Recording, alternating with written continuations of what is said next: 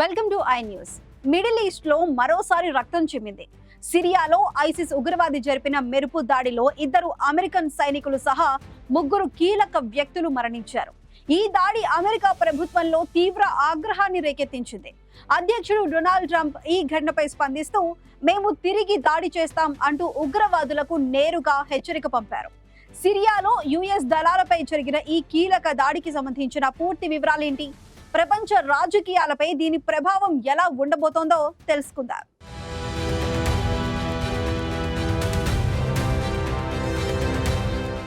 సిరియాలోని పల్మైరా శివార్లలో జరిగిన ఈ దాడి అమెరికాకు ఒక సడన్ షాక్.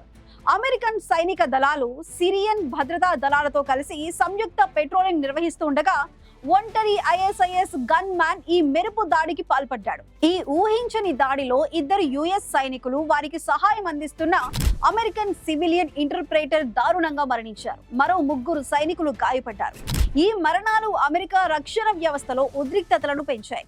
దాడి చేసిన ఐఎస్ఐఎస్ ఉగ్రవాదిని భాగస్వామ్య దళాలు ఎదుర్కొని హతమార్చాయి.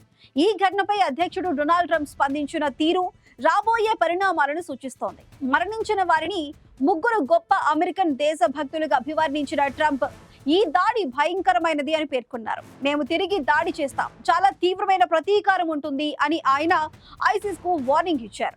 ఈ దాడి కేవలం అమెరికాపైనే కాదు, సిరియా కొత్త అధ్యక్షుడు అహ్మద్ అల్ షరా ప్రభుత్వంపై కూడా జరిగిన ఐఎస్ఐఎస్ దాడిగా ట్రంప్ పేర్కొన్నారు. ఈ ఘటనపై అధ్యక్షుడు అల్ షరా కూడా తీవ్ర ఆగ్రహంతో ఉన్నారని ట్రంప్ తెలిపారు.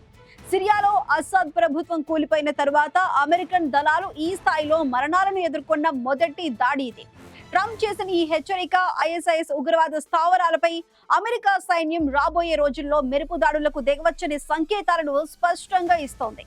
మధ్యప్రాచ్యం మరోసారి యుద్ధ మేఘాలు కమ్ముకునే అవకాశం కనిపిస్తోంది.